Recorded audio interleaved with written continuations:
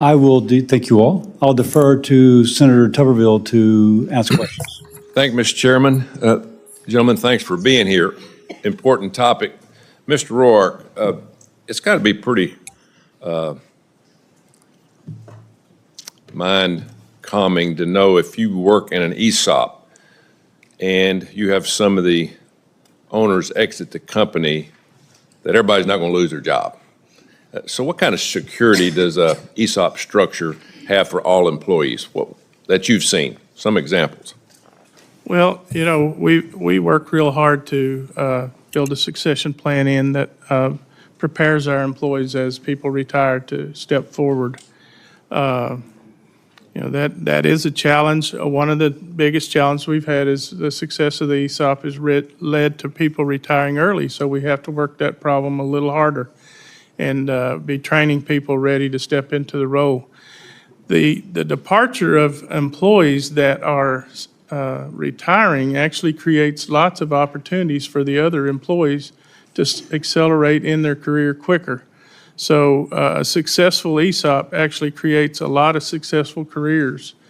It also creates the ability for employees to retire with dignity. In fact, the announcement of this hearing went out on our social media last night, and one of the posts this morning, I'll quote for you. It says, Jim Deal, one of our retiring employees 7 or 8 years ago, he says, "Tell them how much you helped us retire with dignity." That is, to me, the essence of why I wanted to do this. Some 25 years ago, a company bought the company I worked for, and a few months after it was bought, I'd had a successful career. I went from being an entry-level person to a executive. I was president of an operating segment. In that time, I'd had one of the most successful careers of anyone at that company. As that acquisition evolved and I was there, I was shortly thereafter walked to the door and told as I was handed my severance check that we'll pack your office and send your stuff home. When I started this company, at the core of what I wanted is I wanted people to retire with dignity. When I walked out and stood on that corner, I didn't feel very dignified. When I meet an employee in the grocery store, I want them to come hug me, not run from me. With the ESOP, I get lots of hugs. Every year when the ESOP statements come out, I get lots of hugs. This is a different way of doing business. I never want to see an employee walk to the door in such an undignified manner. I put my whole life into that company. Several times I worked 24 hours straight to get a delivery out on time. Was that respected? No. My stuff showed up in boxes with a bunch of crap that I didn't really want. Was not dignified at all.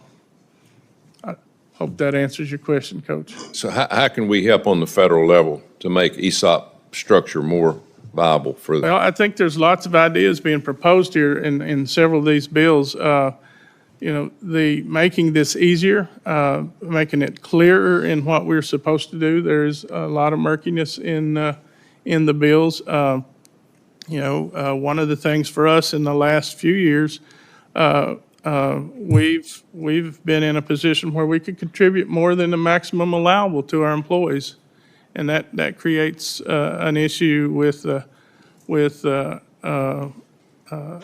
ESOP itself. If the limit's at 25%, I can only give 25%. If it were higher, we in some cases would have given higher, including this year. So there are some pieces there where we could just fine tune some things. The ESOP is a wonderful tool, and it provides stability for the employees and provides a retirement path for them as well. So I think the more that we can refine the regulations around it to encourage people to be able to do this, clear up the rules on how the valuations are done so that it's clear what needs to be done, I think those would be great helps. Thank you. Thank you, Mr. Chairman. Senator Tommy Tuberville engaged witnesses in a discussion on the role of employee stock ownership plans, ESOPs, in providing job security when company owners leave. One witness explained that strong succession planning is essential, with employees trained to step into positions as others retire.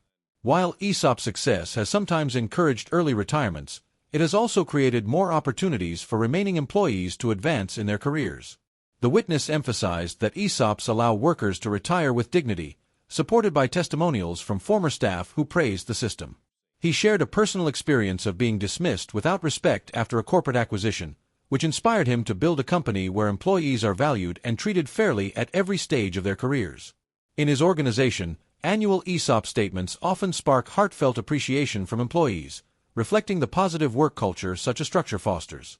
On the federal level, he suggested that simplifying and clarifying ESOP regulations would help more businesses adopt the model. Current rules can be unclear, particularly regarding how valuations are conducted. He also noted that the contribution limit, currently set at 25%, prevents some companies from giving more to their employees, even when they are financially able.